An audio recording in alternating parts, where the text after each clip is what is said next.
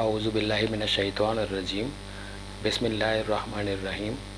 मोहतरम नाज़रीन और अज़ीज़ नौजवानों, अस्सलामु अलैकुम। इस हफ़्ते अल्लामा इकबाल की नज़्म इब्लीस की मजलिस शूरा, जो कि अरमग़ान हिजाज़ से माख़ूज़ है, उसकी 8वीं और आखिरी किस्त लेकर आपकी खिदमत में हाज़िर हुआ हूँ।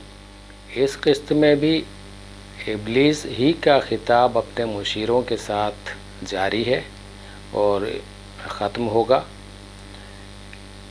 यहाँ पर इस खिताब में इब्लीस सबसे पहले तो अपने मुशीरों को ये बताता है कि अब तक उन्होंने, यानी इब्लीस ने और उसके साथियों ने, मुस्लिम उम्मा मुसलमानों के साथ क्या किया हुआ है, उन्हें किस तरह तबाही की तरफ लेकर जा रहे हैं और उन्हें किस तरह से दीन इस्लाम से दूर कर दिया है। और फिर अगले हिस्से में, यानी टोटल 10 अशार हैं, तो इसमें 5 अशार में ये बता रहा है कि मुसलमानों के साथ क्या कुछ किया गया है और मुसलमानों को कैसे दीन से दूर किया गया है। और फिर अगले 5 अशार में, यानी अपने खिताब के दूसरे हिस्से में, वो बता रहा है कि अब हमें क्या करना है, यानी वो अगली प्लानिंग बता रहा है। तो शुरू करते हैं। पहला शेर है, तोड़ डालें जिसकी तकबीरें तिलिस्में शश जिहाद, हो ना रोशन उस खुदा अंदेश की तारीक रात। तकबीरें, तकबीर की जमा है और तकबीर जो नारा हम लगाते हैं अल्लाह अकबर, जंग के दौरान भी लगाया जाता है, जंग की शुरू में भी लगाया जाता है, और इसके अलावा मुख्तलिफ़ मौक़े पे हम जब बुलंदी की तरफ जा रहे होते हैं तब भी अल्लाह अकबर कहते हुए जा रहे होते हैं। ईद के दिनों में ये तकबीर बोली जाती है। मतलब मुसलमान उठते बैठते चलते फिरते अल्लाह ताला की बड़ाई बयान करता रहता है। इस तकबीर के ज़रिए अल्लाह ताला की अज़मत को तस्लीम करता है और इसे दुनिया में लोगों तक पहुंचाने की कोशिश करता है। और इसी तकबीर के ज़रिए वो इस बात का इकरार करता है कि अल्लाह ताला के अलावा कोई इस कायनात में बड़ा और इताअत के लायक नहीं। तिलिस्म शश जिहाद, तिलिस्म के मायने जादू, शश के मायने 6 अतराफ़, यानी दाएं बाएं, लेफ़्ट राइट, आगे पीछे और ऊपर नीचे। ये 6 सिमतें होती हैं। जब हम एक इंसान खड़ा होता है तो उसके 4 सिमतें तो लेफ़्ट राइट आगे पीछे ये होती हैं, और 2 सिमतें ऊपर और नीचे।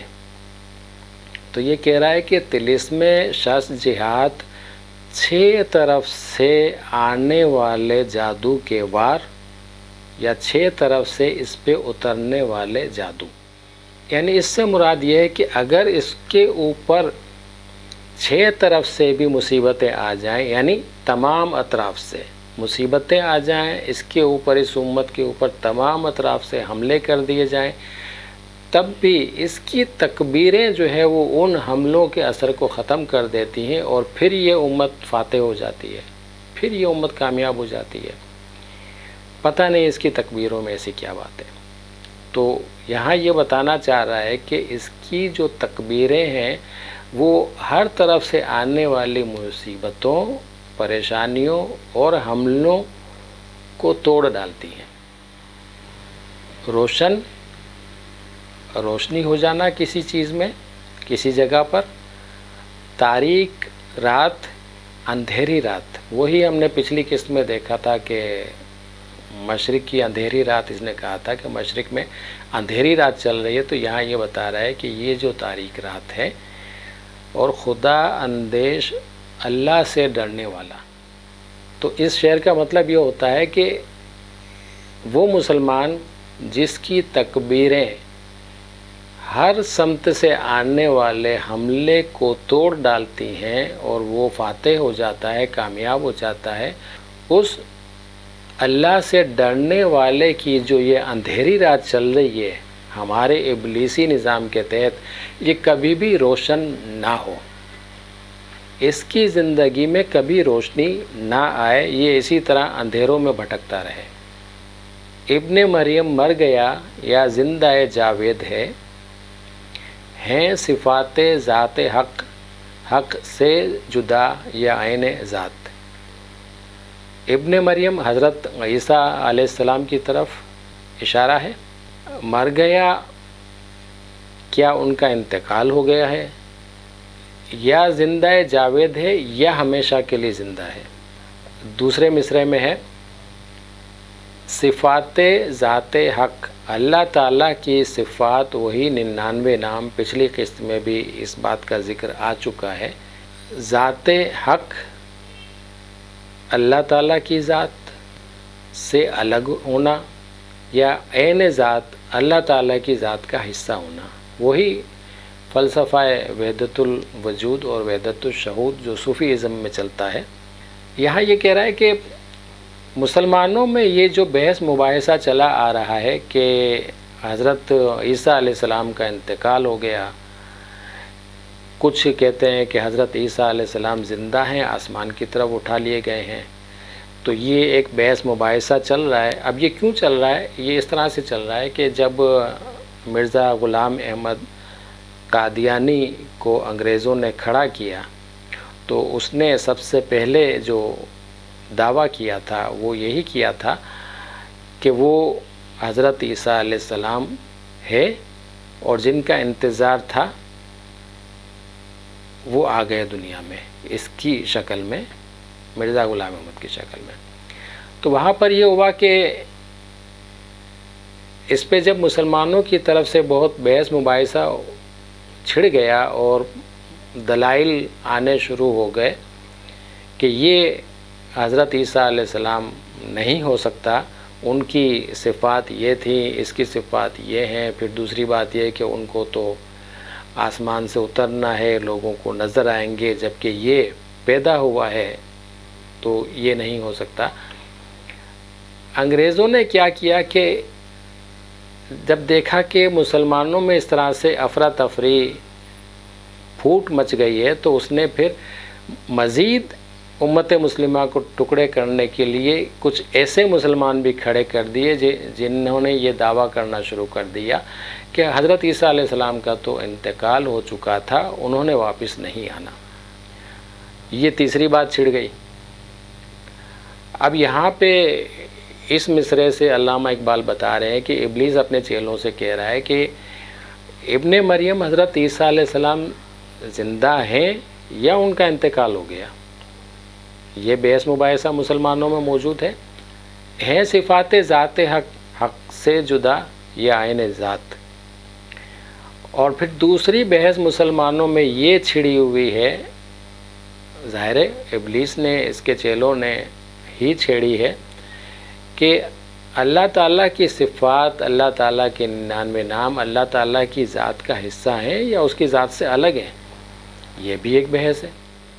یعنی ابھی تک وہ اپنے چیلوں کو یہ بتانے کی کوشش کر رہا ہے کہ دیکھو ہم نے مسلمانوں میں کیا کیا فتنے برپا کیے ہوئے ہیں، اور انہیں کس طرح سے ایک تو فرقوں میں تقسیم کیا، اور دوسرے انہیں دین کی اصل کو سمجھنے اور اصل دین کو نافذ کرنے سے روکا ہوا ہے، اور ان مسائل میں ان کو الجھایا ہوا ہے، اور پھر اس کا نتیجہ آپس کے ہنگامے، فسادات، قتل و غارت۔ تیسرا شعر ہے آنے والے سے مسیح ناصری مقصود ہے، یا مجدد جس میں ہو فرزند مریم کے صفات۔ اب ایک اور بحث کہ جو آنے والے ہیں یعنی حضرت عیسیٰ علیہ السلام، کیا وہ بنفس نفیس حضرت عیسیٰ علیہ السلام ہوں گے، اور کیا ان کے آنے کا مقصد اس دین اسلام کو دوبارہ سے زندہ کرنا ہے؟ کیا وہ نبی بن کر آئیں گے یا کیا وہ نبی محترم صلی اللہ علیہ وآلہ وسلم کے امتی بن کر آئیں گے، یہ بھی ایک بحث چل رہی ہے۔ اور پھر اس کے بعد اگلا مصرع یا مجدد، مجدد ہوتا ہے چند گروہوں کے عقائد کے مطابق کہ ہر 100 سال میں ایک ایسا عالم دین آتا ہے جو کہ دین کے تمام اصول و قوانین کو، دین کی تمام چیزوں کو جن میں ملاوٹ ہو چکی ہوتی ہے، جو وقت کے ساتھ ساتھ لوگوں کے ذہن سے نکل چکے ہوتے ہیں، تو انہیں دوبارہ سے وہ زندہ کرتا ہے اور انہیں ان کی صحیح حالت میں لے کر آتا ہے۔ اس سے مراد یہ مجدد ہے۔ یا مجدد جس میں ہو فرزند مریم کے صفات، فرزند مریم وہی حضرت عیسیٰ علیہ السلام اور صفات خوبیاں۔ اب یہ بتا رہا ہے اپنے چیلوں کو کہ پھر ایک اور مسئلہ ان کے درمیان ہم نے پیدا کیا ہوا ہے، مسلم امہ کے درمیان، کہ آنے والے حضرت عیسیٰ علیہ السلام نبی بن کر آئیں گے یا امت مسلمہ کی مدد ناصری یعنی مدد کریں گے، اور اسی دین اسلام کو جو نبی محترم صلی اللہ علیہ وآلہ وسلم نے دنیا میں نافذ کیا تھا اسی کو دوبارہ سے زندہ کریں گے۔ یہ حضرت عیسیٰ علیہ السلام بذات خود۔ اور دوسرے مصرعے میں کہتا ہے یا پھر حضرت عیسیٰ علیہ السلام نہیں ہوں گے اور ایک عالم آتا رہے گا ہر 100 سال میں، مجدد جسے ہم کہتے ہیں، اور وہ پھر دین کا احیا اور دین کو دوبارہ سے زندہ کرنا اور اسے اپنی اصلی حالت میں لے کر آنا۔ تو یہ بحث مباحثہ بھی وہ بتا رہا ہے کہ ہم نے ان میں چھیڑا ہوا ہے۔ اگلا شعر ہیں کلام اللہ کے الفاظ حادث یا قدیم، امت مرحوم کی ہے کس عقیدے میں نجات۔ کلام اللہ، اللہ تعالیٰ کا کلام یعنی قرآن کریم، الفاظ قرآن کریم کے الفاظ حادث نئے، قدیم پرانے۔ ایک تو معنی اس کے یہ ہو گئے، آگے پھر ہم اس کے دوسرے معنی کی طرف بھی جائیں گے۔ امت مرحوم وہ امت جس کے اوپر اللہ تعالیٰ کی رحمت کی گئی ہو یا اللہ تعالیٰ نے اس پر رحمت کی ہو۔ عقیدے فرقہ وارانہ عقائد جو ہمارے درمیان چل رہے ہیں، مختلف مسلک کی جمع چل رہے ہیں، اس کی طرف اشارہ ہے کہ کس مسلک اور کس عقیدے میں اس امت کی نجات ہے، بخشش ہے، یعنی کون سا عقیدہ حق پر ہے اور جنت میں جائے گا، اور کون سے عقیدے یا کون سے مسلک غلط ہیں جو دوزخ میں جائیں گے۔ یہ بحث بھی چھڑتی رہتی ہے مسلمانوں میں، تمام فرقوں میں یہ ایک جنگ چل رہی ہے جنت کے لیے۔ یعنی مسلمانوں میں ہم نے یہ ایک بحث مباحثہ چلایا ہوا ہے کہ اللہ تعالیٰ کا کلام قرآن مجید کے الفاظ پرانے ہیں، جب سے کائنات بنی تب سے اللہ تعالیٰ نے وہ الفاظ کریٹ کر دیے تھے، یا جدید جب نبی محترم کے اوپر نازل کرنا تھا تب قرآن تیار کیا گیا۔ دوسرے اس کے معنی یہ ہوتے ہیں کہ حادث یا قدیم کے معنی کہ کیا یہ قرآن کریم کے الفاظ ہیں، یہ اللہ تعالیٰ کے بولے ہوئے الفاظ ہیں، یا اللہ تعالیٰ نے انہیں مخلوق کی طرح کریٹ کیا ہے۔ یعنی دوسرے لفظوں میں ایک مباحثہ جو چلا آ رہا ہے کہ قرآن خود اللہ کا کلام ہے، اللہ کے بولے ہوئے الفاظ ہیں، یا ایک مخلوق کا درجہ رکھتا ہے۔ تو وہ بتا رہا ہے کہ یہ بھی بحث مباحثہ ہم نے مسلمانوں میں چھیڑا ہوا ہے، اور پھر وہی کہ اب یہ تمام عقائد ہیں، ان میں سے کس میں مسلمان کی نجات ہے اور کس میں وہ بھٹک جائے گا یا دوزخی ہو جائے گا یا کفر کی طرف چلا جائے گا۔ تو یہ جو بحث مباحثہ اور تکرار چلتی رہتی ہے ہمارے درمیان، مسلمانوں کے درمیان، وہ ان تمام کا ذکر کر رہا ہے کہ دیکھو یہ چیزیں ہم نے ان کے اندر ڈال دی ہیں، پیدا کر دی ہیں، اور اصل قرآنی تعلیمات سے ان کو دور کر دیا ہے۔ اگلی بات وہ اپنے لوگوں سے پوچھ رہا ہے، کیا مسلمان کے لیے کافی نہیں اس دور میں؟ یہ الہیات کے ترشے ہوئے لات و منات. پہلا مصرع تو اس میں کوئی مشکل لفظ نہیں ہے. دوسرے میں الہیات وہی اللہ تعالیٰ کی ذات سے متعلق، دینی مسائل سے متعلق، مذہبی مسائل سے متعلق ایک بحث مباحثہ اور تکرار کرنا الہیات کہلاتا ہے. اور لات و منات وہی کفار مکہ کے جو بت تھے، ان میں جو بڑے بت تھے لات اور منات. قرآن کریم میں بھی ان کا ذکر آیا ہے. قرآن کریم میں لات اور مناس لکھا ہوا ہے. تو اپنے چیلوں سے پوچھ رہا ہے کہ مسلمان کے لیے اس دور میں یہ چیزیں کافی نہیں ہیں. یہ جو بت ہم نے کھڑے کیے ہوئے الہیات کے، یہ بحث و مباحثے اور بحث و تکرار کے جو بت کھڑے کیے ہوئے ہیں، جو علماء ان بحث و مباحث کو لے کر چلتے ہیں، وہ اپنے اپنے حلقے میں ایک بلند درجے پر قائم ہو جاتے ہیں کہ لوگ ان کی باتوں کو سچ مانتے ہیں اور ان کی اطاعت میں مصروف ہو جاتے ہیں، اور اس طرح سے ان علماء کو ان بتوں کی طرح درجہ دے دیا جاتا ہے. اور اللہ تعالیٰ کے احکامات جو قرآن کریم میں لکھے ہوئے، لوگ ان سے دور ہو جاتے ہیں اور ان کے کہنے کے مطابق چلنا شروع ہو جاتے ہیں، ان کی اطاعت کرنا شروع ہو جاتے ہیں. تو یہ لات و منات کے درجے پر قائم ہو جاتے ہیں. ہم نے انہیں لات و منات کے درجے پر قائم کیا ہے ان الہیات والے مسائل میں الجھا کر. یہ تو اس نے بتا دیا کہ ہم نے اب تک یہ کیا ہے اس مسلم امہ کے ساتھ، مسلمانوں کے ساتھ. اب آگے وہ بتا رہا ہے اپنی پلاننگ، اپنی انسٹرکشن دے رہا ہے کہ آگے اس کے لوگوں کو اور کیا کرنا ہے. بتا رہا ہے تم اسے بیگانہ رکھو عالم کردار سے، تا بساتے زندگی میں اس کے سب مہرے ہو مات. بیگانہ دور رکھو، اس کو انجانا رکھو، اگنورنٹ جس کو کہتے ہیں. عالم کردار پریکٹیکل لائف، عملی زندگی، جہاں پر ہم اس دنیا کو اور اس کائنات کو سمجھیں، اس کے قوانین کو سمجھیں اور اس کے مطابق اپنی زندگی کو پلان کریں اور دنیاوی خوشیاں حاصل کریں، دنیاوی کامیابی حاصل کریں، اور اس دنیا کو ہم اپنے اعمال کے ذریعے جنت بنائیں. یہ کہہ رہا ہے کہ اس چیز سے ان کو دور کر دو، عالم کردار سے، پریکٹیکل لائف سے ان کو دور کر دو. تا بساتے زندگی، تا کے معنی ہے تاکہ دیٹس وائی.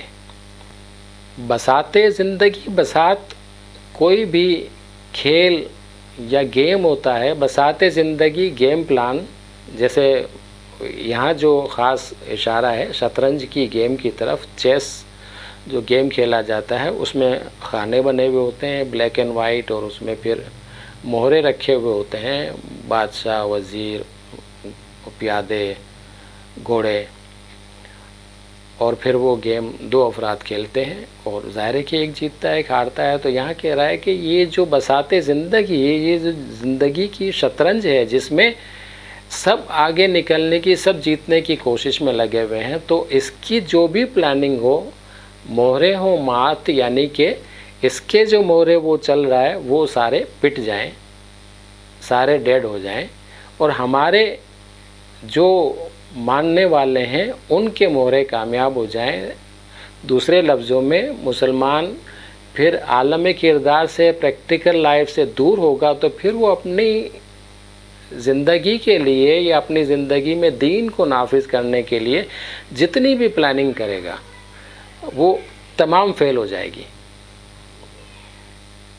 وہ ساری کی ساری پلاننگ فیل ہو جائے گی. خیر اسی میں ہے قیامت تک رہے مومن غلام، چھوڑ کر اوروں کی خاطر یہ جہان بے ثبات. اوروں کی خاطر، دوسروں کی خاطر، یعنی مسلمانوں کو چھوڑ کے باقی جو کوئی بھی ہیں. جہان بے ثبات، بدلتی دنیا، تیزی سے بدلتی ہوئی دنیا. جہان بے ثبات، قائم نہ رہنے والی دنیا، فنا ہونے والی دنیا. اب بتا رہا ہے کہ ہمارے حق میں یہ بہت ہی بہتر ہے اور بہت ہی اچھا ہے کہ یہ مومن جو ہے، مسلمان جو ہے، وہ قیامت تک غلام رہے. ہمارے جو ایجنٹ اس دنیا میں دنیا کو چلا رہے ہیں ان کا غلام رہے، کبھی بھی وہ حکمران نہ بنے، آزاد نہ ہو کبھی. چھوڑ کر اوروں کی خاطر یہ جہان بے ثبات، اور یہ جو بدلتی دنیا ہے، یہ جو فانی دنیا ہے، اس کو ترک کر دے، اس کو چھوڑ دے، گوشہ نشینی اختیار کر لے. اور بس آگے اس کا ذکر آئے گا کہ کیسے اس جہان بے ثبات کو چھوڑے گا. اس جہان بے ثبات کو چھوڑ کر اور وہ دوسری چیزوں میں لگ جائے، اور اس طرح سے دنیا میں وہ کامیاب نہ ہو پائے اور نہ ہی دنیا میں اللہ تعالیٰ کے دین کو وہ نافذ کر سکے. ہے وہی شعر و تصوف اس کے حق میں خوب تر، جو چھپا دے اس کی آنکھوں سے تماشائے حیات. شعر و تصوف، ایک تو یہ شعر و شاعری ہو، چاہے وہ کسی قسم کی ہو، چاہے وہ ولگیرٹی کی طرف جا رہی ہو، یا چاہے وہ دوسرے صوفیانہ شاعری اور کلام جو ہوتے ہیں اس کی بات ہے، قوالیاں ہیں، اس طرح کی چیزیں. تصوف وہی صوفی ازم. بتا رہے کہ اس مسلمان کے لیے یہ شعر و تصوف، شعر و شاعری اور تصوف، قوالیاں، تصوف، یہ بہت ہی بہترین چیز ہے. اسے اس میں مست رہنے دو، اسے ڈوبا رہنے دو اس کے اندر. اس سے رزلٹ کیا آئے گا؟ تماشائے حیات. اس پوری دنیا میں ہونے والے معاملات، دنیا کس طرح چل رہی ہے، دنیا میں لوگ کیا کر رہے ہیں، کیسے آگے بڑھ رہے ہیں، یہ تماشائے حیات ہے. بتا رہے کہ جب یہ شعر و تصوف میں ڈوبا رہے گا تو پھر اس کی آنکھوں سے اس پوری دنیا میں ہونے والے تمام کام چھپے رہیں گے. وہ اس پریکٹیکل لائف کو دیکھ نہیں پائے گا، بس وہ اپنی دھن میں مست رہے گا. آگے پھر وہ اپنا خدشہ بتا رہے ہیں. ہر نفس ڈرتا ہوں اس امت کی بیداری سے میں، ہے حقیقت جس کے دی کی احتساب کائنات. ہر نفس، ہر آتی جاتی سانس کے ساتھ احتساب کائنات، اس یونیورس کی، اس دنیا کی اکاؤنٹیبلٹی. غلط کو غلط کہنا، صحیح کو صحیح کہنا، غلط کو صحیح کرنے کی کوشش کرنا، صحیح کا حکم دینا، غلط کو روکنا. وہی دو الفاظ آ گئے، امر بالمعروف و نہی عن المنکر. بتا رہا ہے کہ یہ ہر آتی جاتی سانس کے ساتھ میں بس ایک ہی بات سے ڈرتا ہوں کہ یہ امت جاگ نہ جائے، ایکٹیو نہ ہو جائے، عملی زندگی میں، عالم کردار میں آ نہ جائے، زندگی کے میدان میں کود نہ پڑے اور اپنے دین کو یہاں نافذ کرنے کی کوشش میں نہ لگ جائے، دین اس کی کہیں سمجھ میں نہ آ جائے. ورنہ پھر کیا ہوگا کہ اس کے دین کی حقیقت تو یہ ہے کہ پوری کائنات کی اکاؤنٹیبلٹی ہوگی، ہر چیز کا حساب کتاب ہوگا، برائی کو روکا جائے گا، اچھائی کو پھیلایا جائے گا، اچھائی کا حکم دیا جائے گا، برائی کو روکا جائے گا، غلط لوگوں کو سزائیں دی جائیں گی، اچھے لوگوں کو ترقیاں دی جائیں گی، اچھے لوگ اوپر آئیں گے، برے لوگ نیچے جائیں گے. بولا یہ تو پھر ہمارا جو پورا کھیل ہے وہ تو الٹ پھیر ہو جائے گا اور سب کچھ برباد ہو جائے گا. مجھے بس ہر آتی جاتی سانس کے ساتھ یہی ڈر رہتا ہے کہ یہ امت کہیں بیدار نہ ہو جائے، اپنے دین کو سمجھ کر اٹھ نہ جائے. اب اگلا اور آخری حکم دے رہا ہے وہ اپنے چیلوں کو، مست رکھو ذکر و فکر صبح گاہی میں اسے، پختہ تر کر دو مزاج خانقاہی میں اسے. مست رکھو اس کو، ڈوبا ہوا رہنے دو اس کے اندر، بزی رہنے دو اس کے اندر، اور جب کس میں؟ صبح سویرے کے ذکر میں۔ آپ نے دیکھا ہوگا خانقاہی نظام میں، صوفی ازم میں صبح سویرے جو ہے وہ ذکر کی محفلیں سجتی ہیں اور پھر وہی ذکر کیا جاتا ہے۔ فارچونیٹلی پرانے زمانے میں جو خانقاہی نظام تھا، جو صوفی ازم تھا، اور جو پرانے اولیاء گزرے ہیں ان کا نظام کچھ اور تھا۔ وہ ایک مخصوص وقت کے لیے اللہ کا ذکر کرنا، یعنی اللہ کے احکامات لوگوں کو سمجھاتے تھے، اور پھر لوگ وہاں سے نکل پڑتے تھے اپنے کام کے لیے، اپنے کاروبار کے لیے، اپنی زندگی گزارنے کے لیے، تو ان احکامات کے مطابق عمل کرتے تھے، اپنی زندگی پورا دن گزارتے تھے۔ تو وہ تو پرانا صوفی ازم ہو گیا، پرانے اولیاء ہو گئے، ان کا جو معمول زندگی تھا وہ کچھ اور تھا۔ لیکن مگر ابلیس اور اس کے چیلوں نے کیا کیا کہ یہ جو جدید دور کے جو صوفیز ہیں اور پیر و مرید والا سلسلہ ہے، اس میں یہ کیا ہے کہ اب آپ کو اگر دنیا بھر کی فکریں پریشانیاں ہوں تو آپ یہاں آ جائیں خانقاہی نظام میں، یہاں بس ذکر اذکار میں مصروف ہو جائیں، اور پھر آپ عملی زندگی سے بیگانہ ہو کر مست رہیں ان چیزوں میں۔ یعنی اب جو آج کل کے خانقاہی نظام ہیں وہ لوگوں کو دنیاوی معمولات سے، عالم کردار سے دور کر رہے ہیں، اور بس ان ذکر اذکار کی محفلوں میں انہیں مست رکھتے ہیں، گوشہ نشینی سکھاتے ہیں، روحانیت سکھاتے ہیں۔ دنیاوی مسائل سے گھبرا کر انہیں خانقاہی نظام کی طرف لے جاتے ہیں، بجائے اس کے کہ عملی زندگی میں ان مسائل کو حل کرنے کی تربیت دیں، جبکہ پرانے اولیاء ان مسائل کو حل کرنے کی تربیت دیتے تھے، قرآن کریم سے ان مسائل کا حل نکال کر بتاتے تھے کہ ان مسائل کو تم ایسے حل کرو۔ تو یہ ابلیس نے اپنے چیلوں کو پلاننگ دے دی کہ ان کو اب یہ خانقاہی نظام میں پختہ کر دو، پکا کر دو، تاکہ اس میں یہ لوگ بڑھتے چلے جائیں اور پریکٹیکل لائف سے یہ لوگ باہر آ جائیں۔ پھر ہمارے جو لوگ ہیں، ہمارے نظام کو چلانے والے لوگ ہیں، ان کے لیے اور بھی آسانی ہو جائے گی، وہ بڑے مزے کے ساتھ پھر اس دنیا کو چلاتے رہیں گے۔ اور آج کل کے آپ حالات دیکھ رہے ہیں کہ کس طرح بڑی تیزی سے اس دنیا میں تبدیلیاں آ رہی ہیں، اور اب تو آپ کی مسلم حکومتیں بھی، ایون پاکستانی حکومت بھی، ان کے نظام کو آہستہ آہستہ آپ کے اندر قوانین بنا کر امپلیمنٹ کرتی جا رہی ہے، لیکن آپ بے خبر ہیں آپ کے ساتھ کیا ہو رہا ہے، آپ کو نہیں پتہ۔ یہ اسی ابلیس، اس کے نظام کا سارا کمال ہے کہ اس نے مسلمان کو عالم کردار سے دور کر کے اور اپنے نظام کو بڑے صحیح انداز میں اس دنیا میں نافذ کر کے اور دین اسلام کے لیے راستے بند کرنے شروع کر دیے ہیں۔ یہاں یہ نظم ختم ہوئی، ہم اس کے اشعار کو پہلے ایک دفعہ ریپیٹ کر لیتے ہیں، پھر اس کو ہم سم اپ کریں گے اس پوری نظم کو، کہ اس کا پوری نظم کا ایک سینٹرل آئیڈیا نکال کر اسے سمجھنے کی کوشش کریں گے۔ ویڈیو تھوڑی سی لمبی ہو جائے گی، لیکن آئی ہوپ کہ آخری قسط ہے تو آپ مجھے اس بات کی اجازت دیں گے کہ میں اسے تھوڑا سا طویل کر دوں۔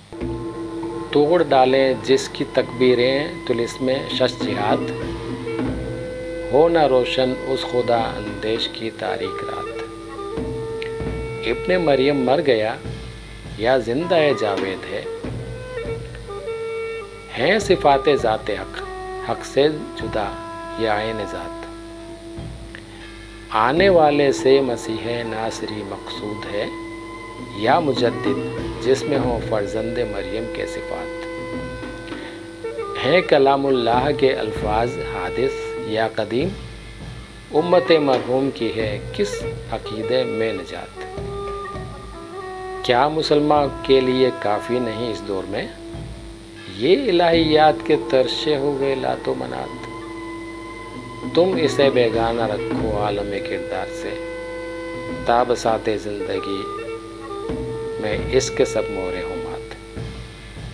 خیر اسی میں ہے قیامت تک رہے مومن غلام، چھوڑ کر اوروں کی خاطر یہ جہان بے ثبات ہے وہی شعر و تصوف اس کے حق میں خوب تر جو چھپا دے اس کی آنکھوں سے تماشا ہے حیات ہر نفس ڈرتا ہوں اس امت کی بیداری سے میں ہے حقیقت جس کے دین کی احتساب کائنات مست رکھو ذکر و فکر صبح و گاہی میں اسے پختہ تر کر دو مزاج خان کاہی میں اسے۔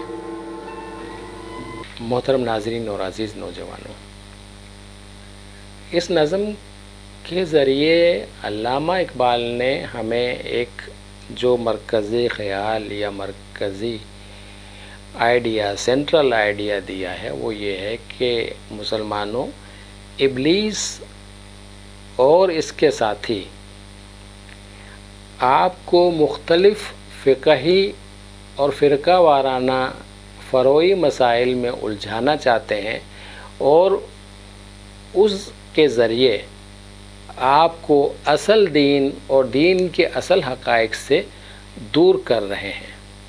تو سب سے پہلے تو ان فروعی مسائل سے، فرقہ وارانہ مسائل سے اور ان بحث و مباحثے اور تکرار سے اپنے آپ کو بچاؤ تاکہ آپ اصل دین اسلام کو سمجھ سکو اور قرآن کریم کے اصل احکامات کو سمجھ کر اسے اپنی سوسائٹی میں جو ملک آپ بنانے جا رہے ہو اس میں نافذ کر سکو۔ دوسری بات، یہ آپ کو روحانیت کی طرف لے جا رہے ہیں، وہی خانقاہی نظام، شعر و تصوف، قوالی، تو آپ ان سے بچو اور عملی زندگی میں کام کرو، عملی زندگی میں قدم رکھو، اس کائنات کو اور اس کائنات میں موجود اللہ تعالیٰ کے تمام طبعی قوانین کو سمجھو اور ان کے مطابق اپنی دنیا کو خوبصورت بناؤ اور اس کائنات میں اور اس زمین میں اور زمین سے اوپر موجود اللہ تعالیٰ کے خزائن کو سمجھو اور انہیں اپنے اور انسانوں کے مفاد کے لیے استعمال کرنے کی کوشش کرو۔ تیسری بات یہ سمجھانا چاہ رہے ہیں کہ دیکھو، ابلیسی نظام چلانے والی ایک قوت، افراد کا ایک گروہ اس دنیا میں کام کر رہا ہے ابلیسی پلان کو نافذ کرنے کے لیے، اور اس گروہ کے ایجنٹ ہیں وہ تمام لوگ جو یا تو مسلمانوں کو گوشہ نشینی کی طرف لے جاتے ہیں یا مسلمانوں کو فرقہ واریت اور فساد کی طرف لے جاتے ہیں، یا مسلمانوں پر حکومت کر کے مسلمانوں کے اندر اسلام سے ہٹ کر قوانین کو نافذ کر رہے ہیں یا اسلامی قوانین کو چھپا رہے ہیں۔ وہ تمام افراد، آپ کے وہ تمام رہنما آپ کے لیے نقصان کا باعث ہیں، آپ کے لیے تباہی کا ذریعہ ہے۔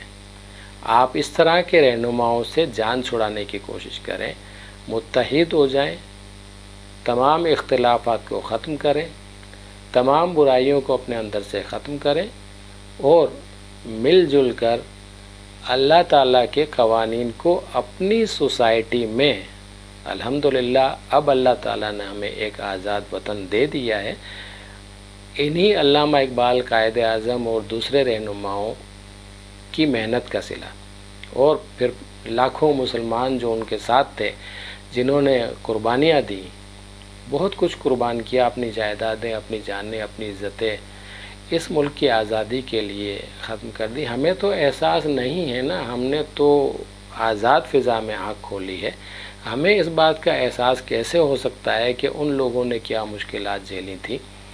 بلکہ ہم تو انہی پر تنقید کرتے ہوئے نظر آتے ہیں کہ انہوں نے کیا کیا۔